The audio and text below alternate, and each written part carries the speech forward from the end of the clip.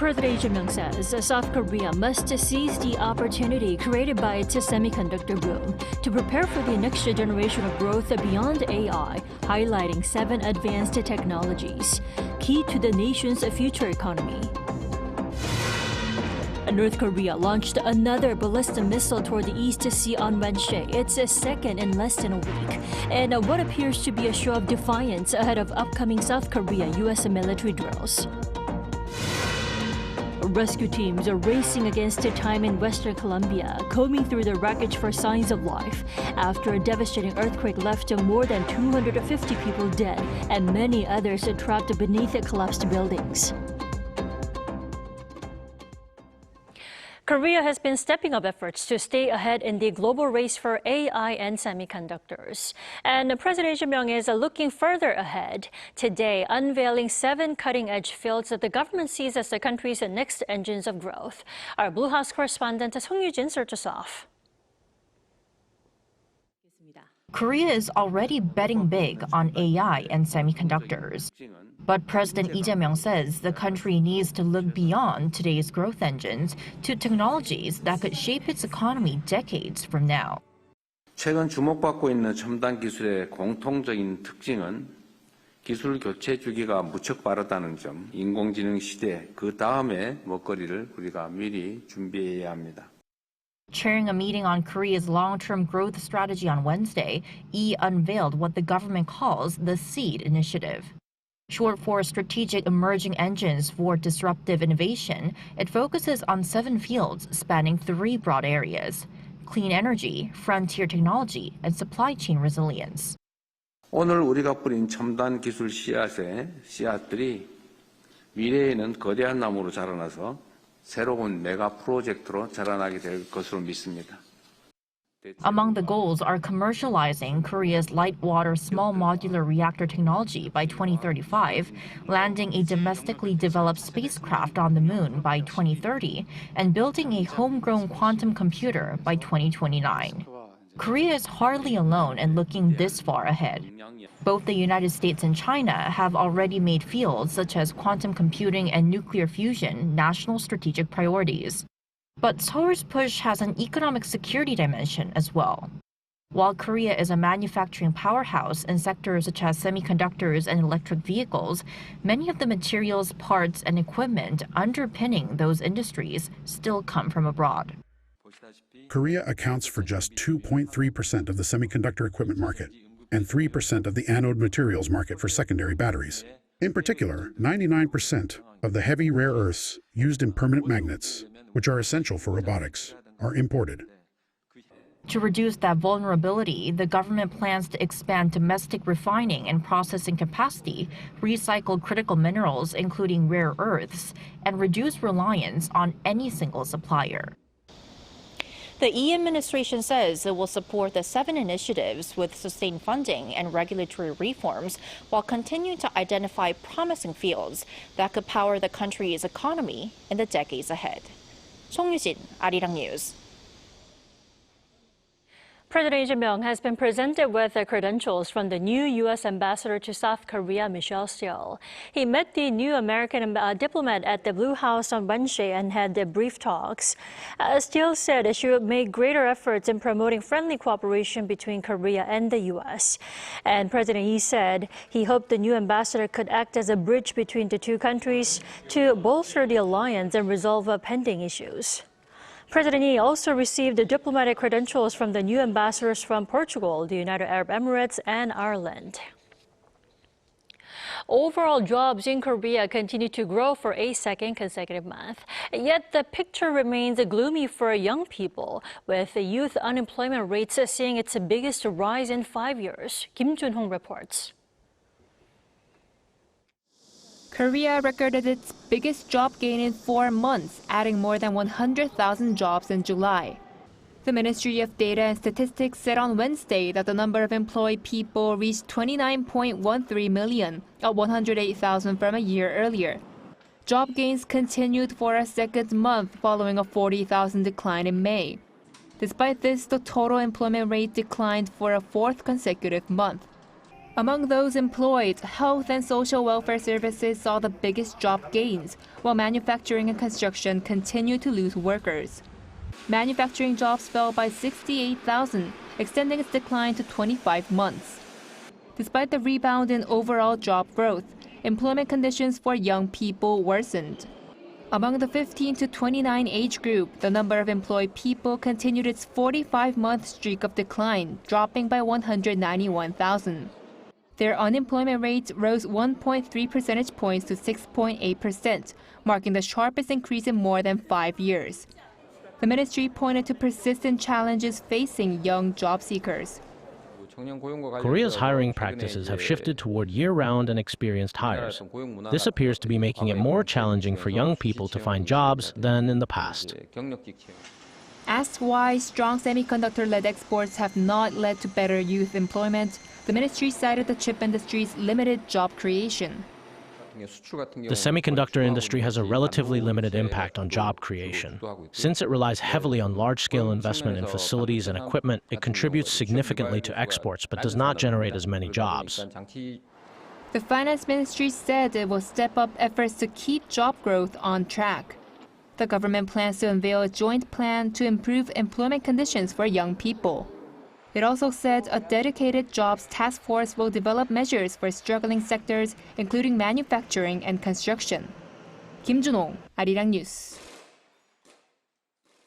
Asiana Airlines shareholders have approved a mega merger with the Korean Air, paving the way for the launch of an integrated carrier on December 17th. Our Baek Ju-hee has the details. The Asiana-Korean Air merger is close to being official. According to Asiana Airlines on Wednesday, following an extraordinary meeting in Seoul, around 99% of voting shareholders approved the integration with Korean Air. CEO of Asiana Airlines Song Bo-young described the decision as the first step toward writing a new chapter in South Korea's aviation history as a mega carrier. After closing the final meeting in Asiana's 38-year history, CEO Song added that all employees will unite to ensure a smooth transition and a meaningful conclusion to Asiana's journey. This decision brings to a close a complex integration process that began in November 2020. Since filing for merger approvals across 14 jurisdictions in January 2021, Korean Air has cleared all antitrust hurdles.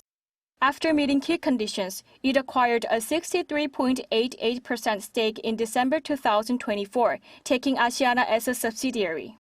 Throughout 2025, the carrier fulfilled certain requirements, selling Asiana's cargo division and relocating passenger operations to Incheon Airport's Terminal 2. With final shareholder approval secured this August, Asiana Airlines will officially dissolve on December 17th as all assets and liabilities are fully transferred to Korean Air. However, critical administrative tasks remain before the giant carrier is ready for takeoff. The highly anticipated integration of both airlines' mileage programs is still awaiting final approval from Korea's Fair Trade Commission. Also, harmonizing pilot seniority lists remains a sensitive challenge given their different recruitment standards and flight hour requirements. The success of this merger will ultimately depend on how seamlessly Korean Air resolves these operational hurdles while enhancing service quality and passenger convenience. Baek Ju-hee, Arirang News.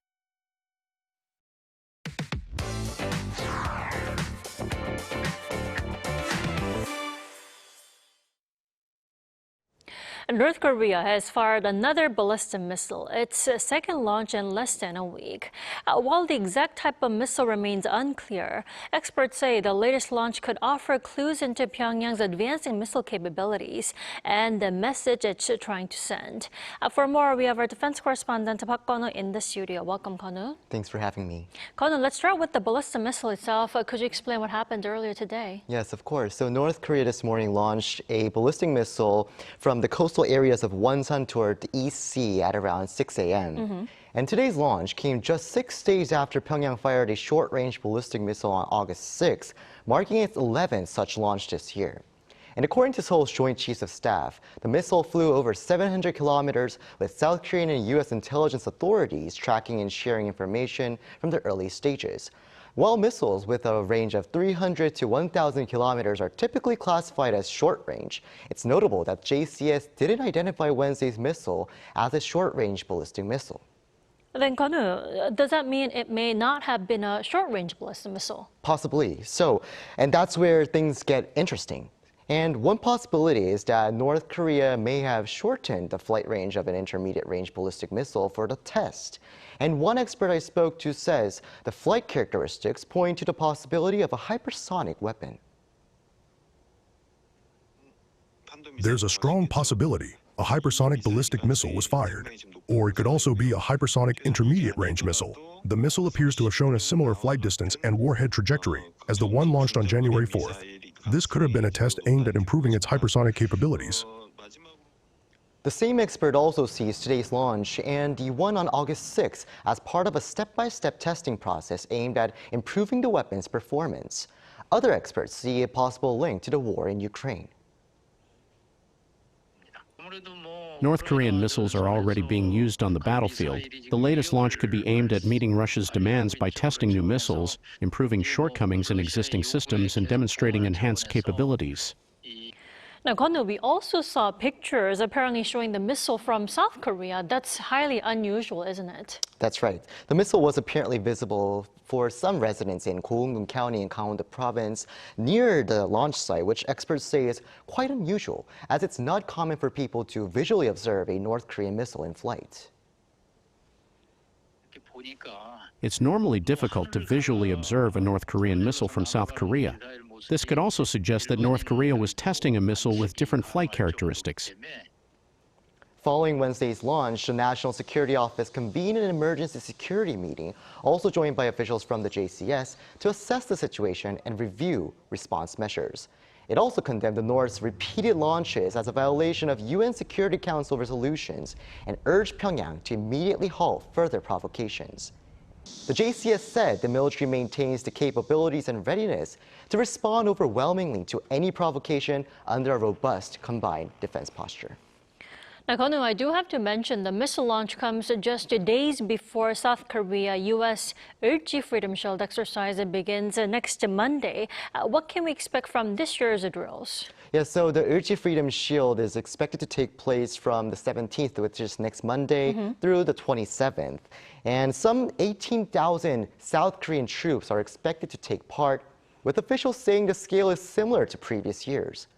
The United Nations Command will also participate with around 70 personnel from 12 member states, including South Korea and the U.S.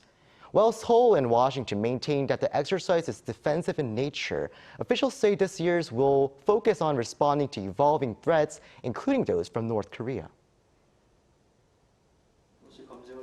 Involving aspects of warfare, including drones, GPS disruption, and cyber attacks, are expected to be reflected in the exercise Space Forces Korea's. What I will also say is DPRK soldiers have deployed and fought in Ukraine, and they've taken those lessons they learned there and brought them back to North Korea.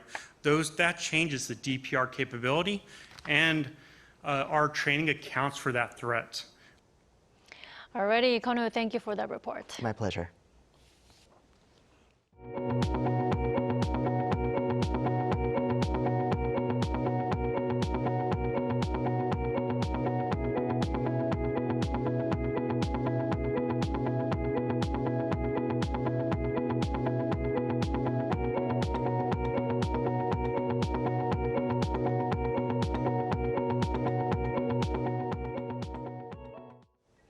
After the powerful quake struck western Colombia, killing at least 250 people, rescue efforts are continuing against the clock, hoping for more survivors to return home. Our Kim Bo-kyung has this report. People rejoice as a woman identified as Daniela Largo Sanchez was rescued after spending 36 hours trapped under rubble. Her rescue came on Tuesday night with the help of the Pereira Fire Department and Special Operations Unit for Emergencies and Disasters, according to the Bogota Fire Department. Crowds also erupted in cheers on the same day after rescue crews pulled a kitten out of a collapsed building in the quake-hit Pereira, Colombia. Rescue teams and volunteers are working against the clock to find survivors from the area hit by the 7.4 magnitude earthquake, the most powerful earthquake to strike the South American country in decades. 3 people have been rescued here, and 2 more over there. Thank God they're unharmed, not too badly injured. Everything's going well, thanks to all of us. By Tuesday afternoon, Reuters reported at least 250 people dead nationwide, with cities reporting their own figures of 95 in Cali, 101 in Pereira, and 13 in the rural Choco department nearest the epicenter. However, Colombian President Abelardo de la Espriella said the earthquake killed at least 181 people and left 2,595 more injured. He added that at least 195 remained missing, but civilian-run databases suggest the number could be closer to 4,000.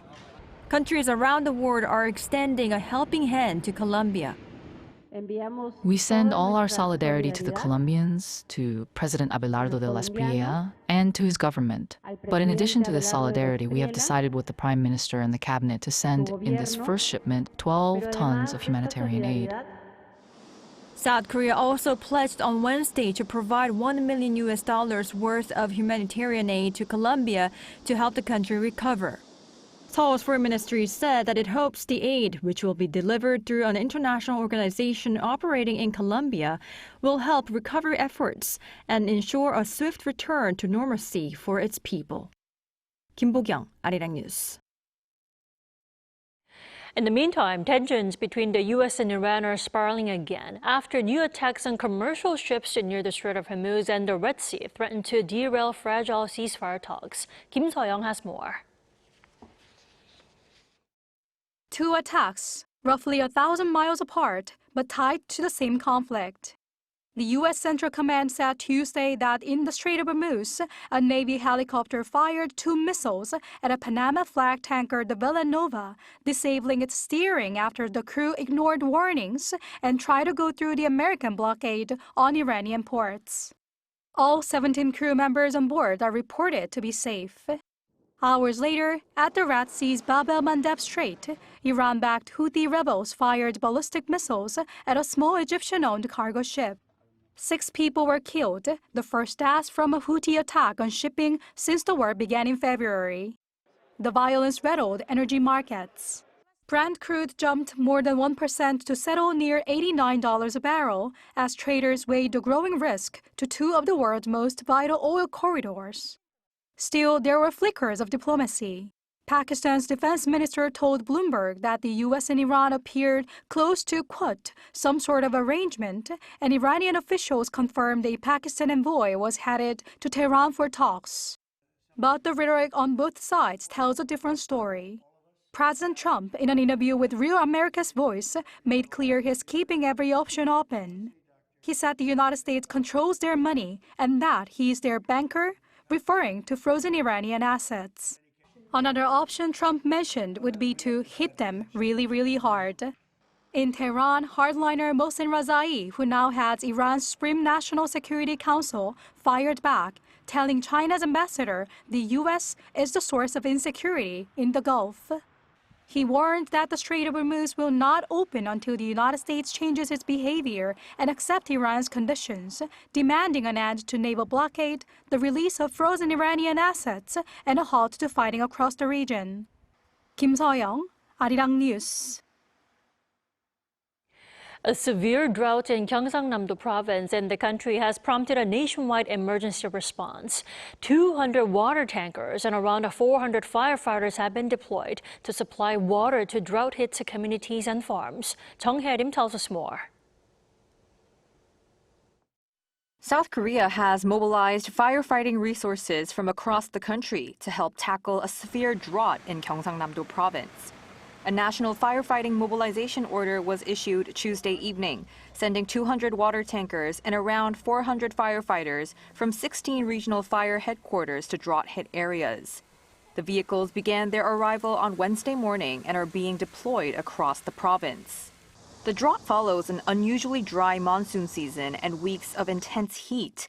As of Wednesday, the average water reserve rate at Gyeongsangnam-do Province stood at just over 33%, less than half the seasonal average.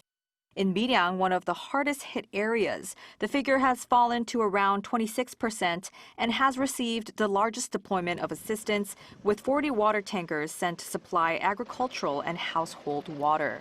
According to the agricultural drought management system, drought alerts are now in place in 17 of the province's 18 cities and counties, with Arirang, Geoje, and Haman under the critical alert, the highest level. Officials say more than 2,100 hectares of farmland have already suffered drought damage. Some communities without access to regional water networks are also facing restricted supplies, relying on water trucks and bottled water.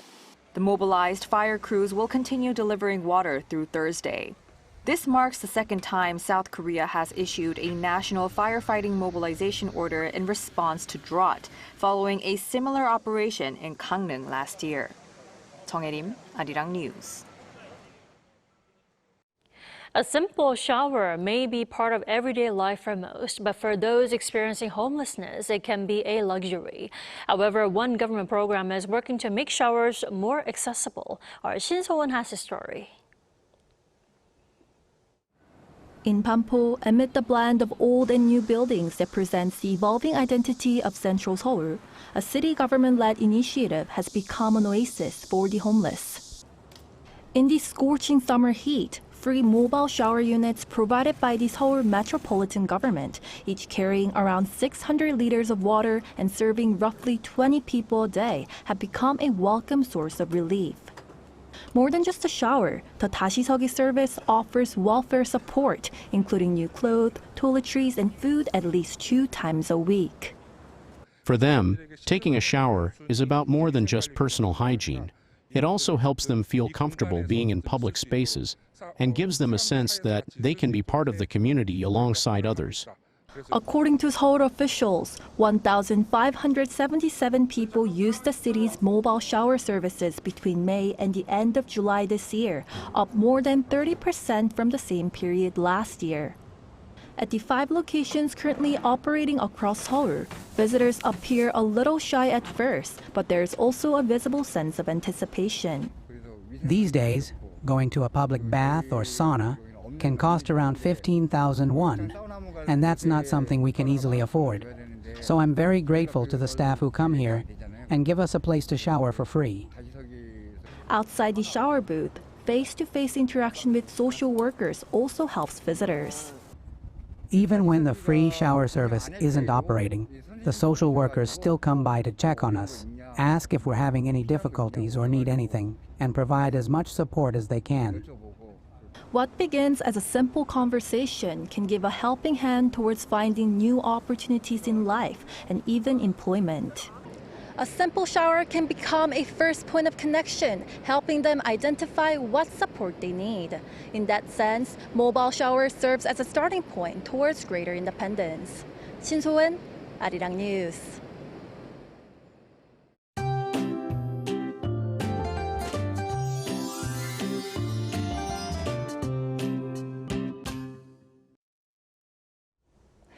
These days, it feels so cool and crisp in the mornings and evenings that you might even wonder if fall is already on its way. The heat has eased a bit, but we're still seeing plenty of sunshine and sizzling heat across the western parts of the country during the day. Tomorrow, Seoul and Jeonju will both reach 33 degrees Celsius. The East Coast will be a different story, though. Clouds and rain will move in with the easterly winds, keeping Gangneung at around 27 degrees. Through Friday, Gangwon-do Province and the east coast of Gyeongsangnam-do Province will receive 20 to 60 millimeters of rain. And some much-needed rain is also on the way for Busan, Ulsan, and Gyeongsangnam-do Province, where 10 to 40 millimeters of rain could fall from tomorrow. As for temperatures, Seoul will start the day at 23 degrees Celsius, Daejeon 21 and Jeju 24 degrees. Then by the afternoon, Seoul will get up to 33 degrees, Daegu 34 degrees, and Busan 31 degrees. Looking ahead to Monday, the substitute holiday, rain will spread across the country. Now here's a look at the weather around the world.